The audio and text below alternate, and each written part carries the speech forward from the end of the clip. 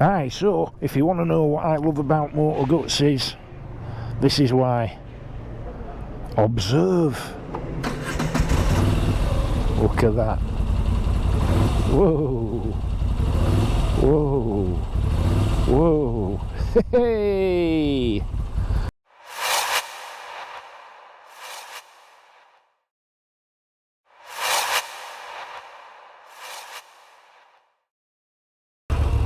Right folks, it's a Scarhouse pork pie day.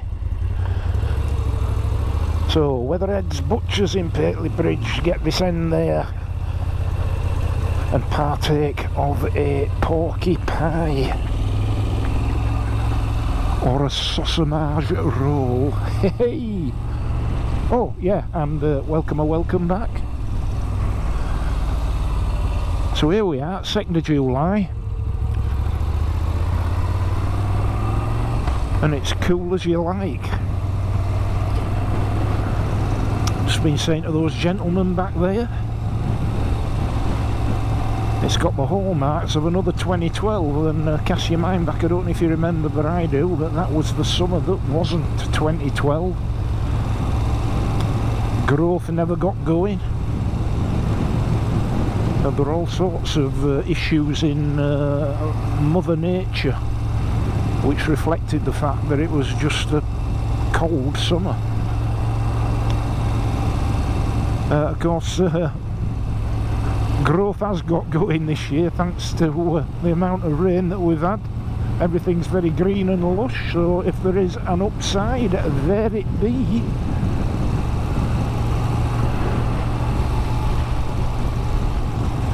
And the observant amongst you will have noticed that I've got the old lid back on. Where's that there posh RI helmet, I hear you ask? It's sat at home waiting for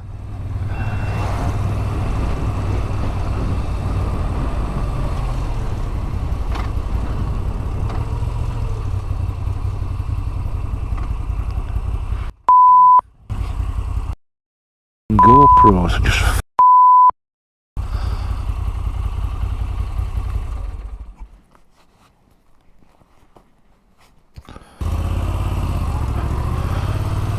oh, right, where were I?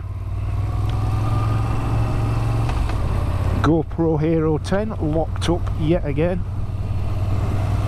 Don't get me started on GoPros.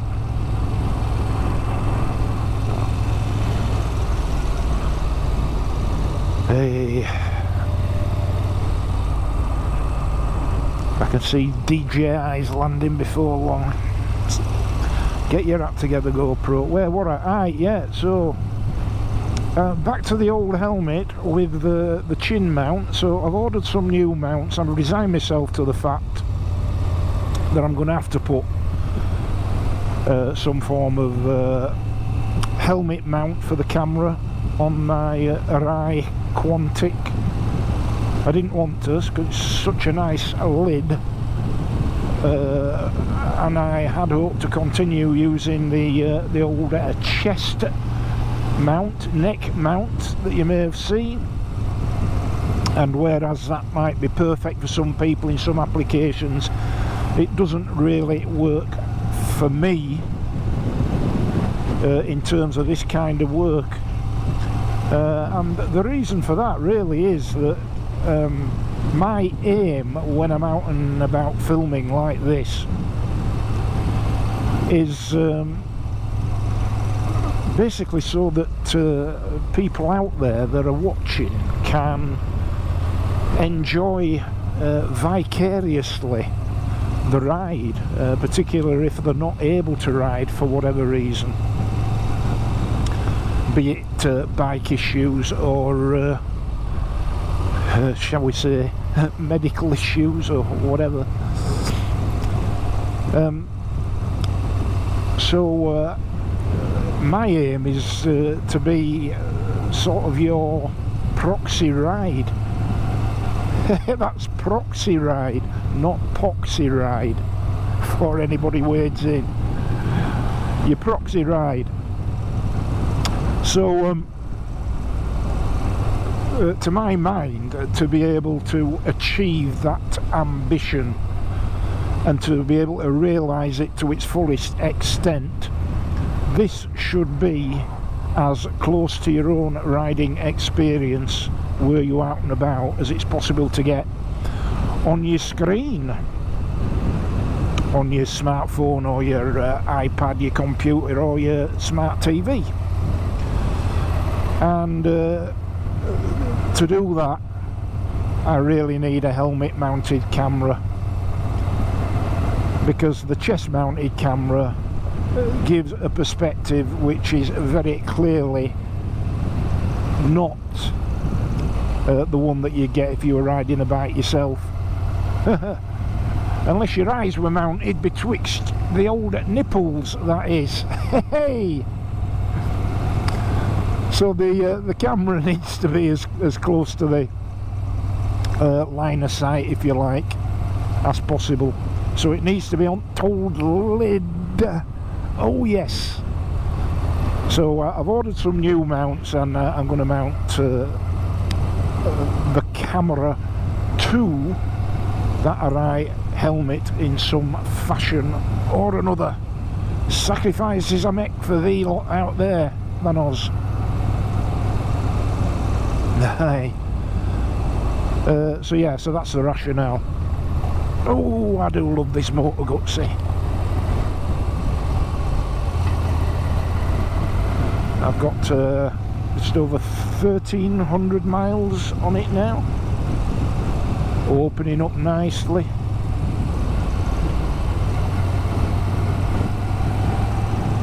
And a real joy to ride, a really engaging old world ride, as you would expect from an engine that hasn't really changed much since what, the early 1960s, maybe even prior to that.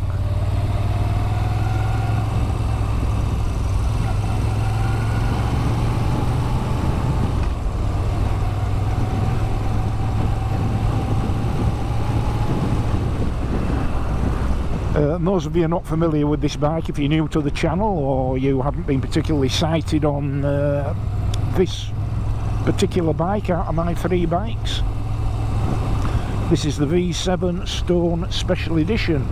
So it's not the V7 Stone, well it is the V7 Stone, but it isn't the regular V7 Stone.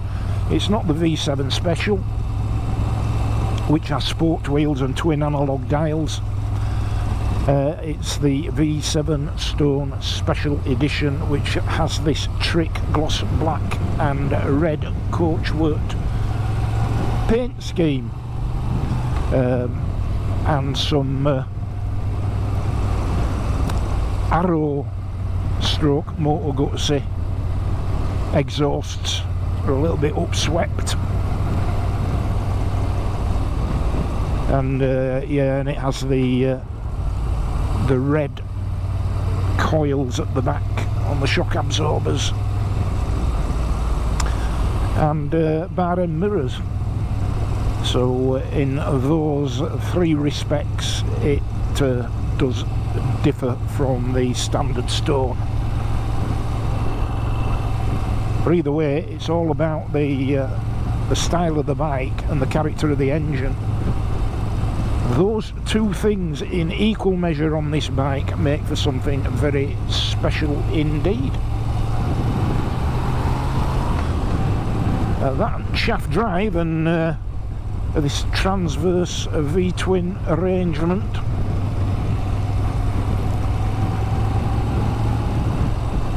pretty unique. Oh no, you can't have anything pretty unique. Either it's unique or it isn't. I suspect it is unique at the moment, unless you know of any new bike currently available that uses a transverse V-twin like this here and a shaft drive.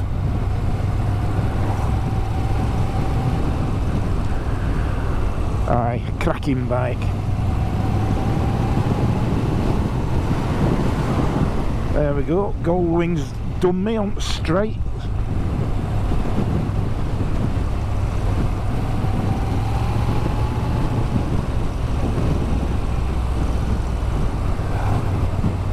I hope he knows these roads, because with a bike as wide as that, you only need to get it very slightly wrong on one of these here bends, and you might get wiped out by a tractor. Hey! Oh! Thanks for all your comments and expressions of gratitude that I didn't get wiped out quite by that tractor that you may have seen in my close encounter video.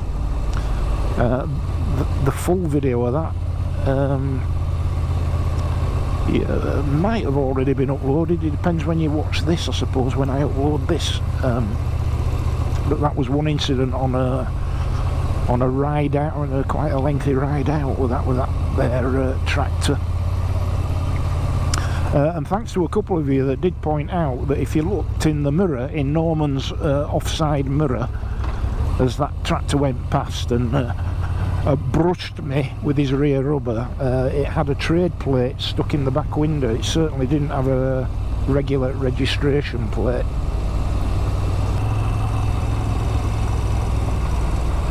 Aye, so a lot of people have asked, and I understand why. Why did you get rid of your Royal Enfield Super Meteor 650?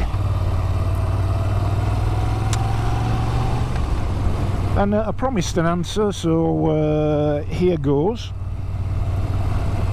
I suppose the first thing to say is, if I'd have had the budget for 4 bikes, I would probably have kept that bike and bought the CF Moto 800 MT as a 4th bike.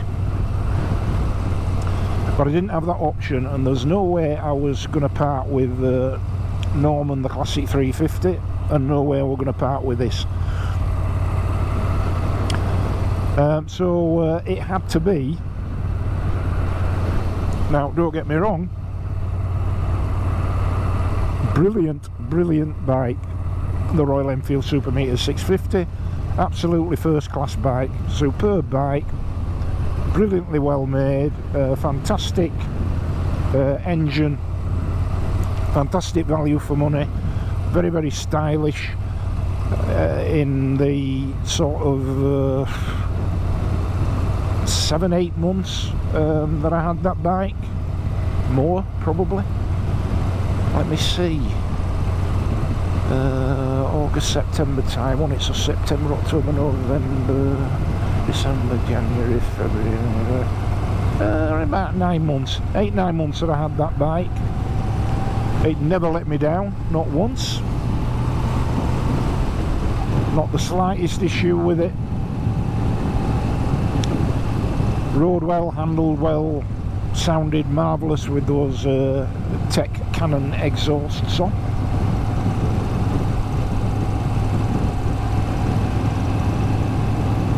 And a couple of things really, I suppose. I mean, the overriding reason is one of the bikes had to go because I needed to get the CF Moto, and I've explained why that is basically because I really wanted to go back to having a mid-weight adventure bike to make meaningful year-round riding with good weather protection, etc, a realistic proposition, so that I can keep the channel going year-round without sort of defaulting to voiceovers of old B-roll, which as I've said before, I think it's a bit of a cop-out, and I really want to avoid that at all costs, and unless there's absolutely no choice.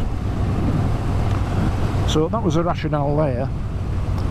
But a couple of things about the Super Meteor, as I'd said in the past, and I stand by it, it is a cruiser, but it's not that cruiser-ish.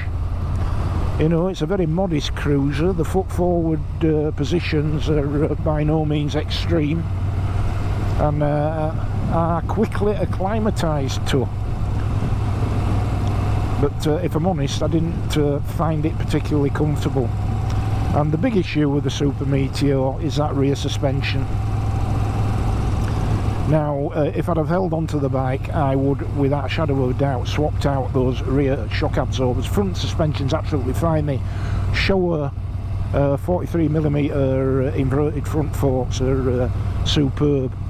Absolutely sublime suspension up front on the Super Meteor, but those twin rear shocks, my oh my, if I'd have kept that bike, I would, without a shadow of a doubt, had to swap those out for either YSS or Hagons or something similar, because no matter what I did with them, they were just spine jarring, and made for an unnecessarily uncomfortable ride at the old back end way. So there was that. The fact, as I've said on many occasions, I'm not actually a cruiser guy.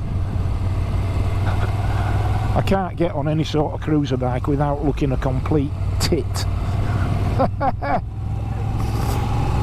Which is terribly vain of me, but I'm sure you get the point. It's just the way I'm built.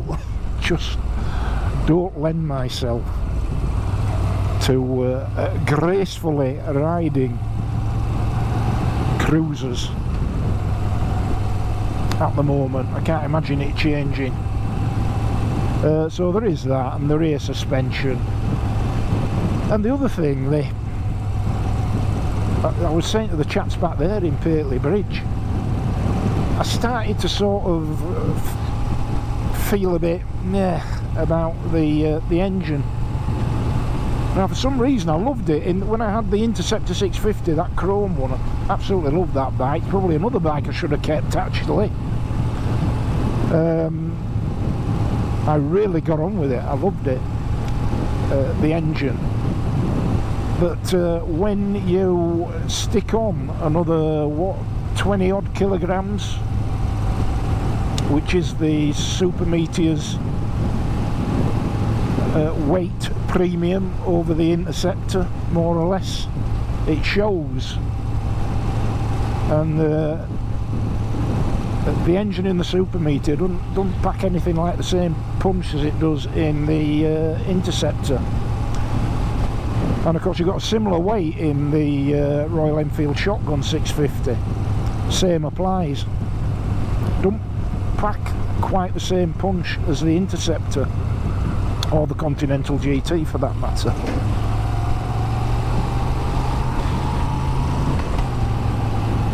So it always disappointed. And also, for me, that engine, Royal Enfield 650 parallel twin, for all that it is a fantastic, well over-engineered, superb engine, when it comes to character and the enjoyment of riding, it doesn't hold a candle to the J-Series Classic 350 J-Series single-cylinder engine.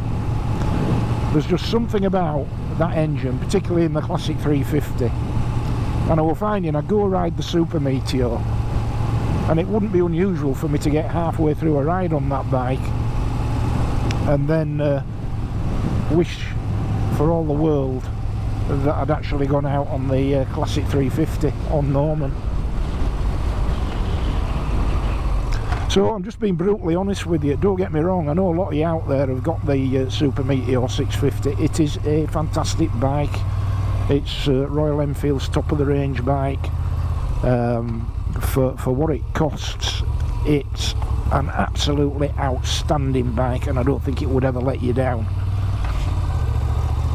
But it didn't light my fire, and if a bike's not lighting your fire after 8-9 months, and you've got to be a little bit honest with yourself, haven't you?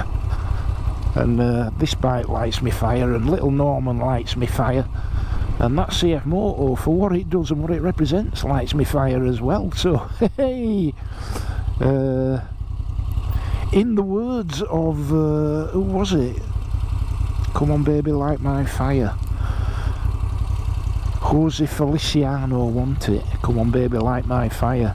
Well, it won't light in my fire, but I do fully appreciate that it lights the fires of many others, and good on you if it does.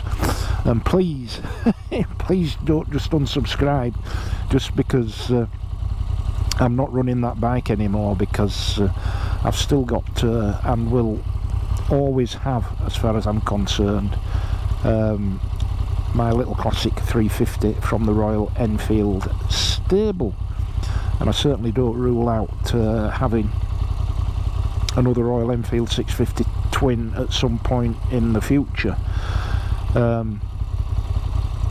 but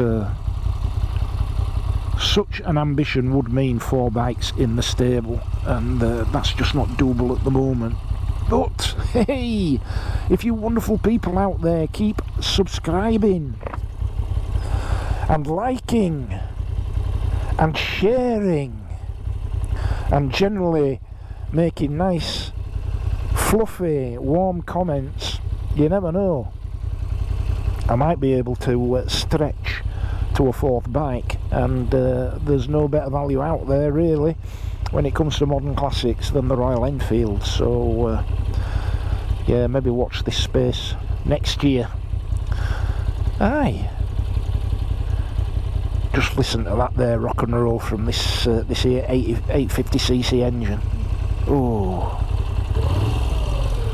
fabulous, absolutely fabulous. Aye, so I think it's time to partake of a pie, and yeah, I hope that rationale makes some sense to you.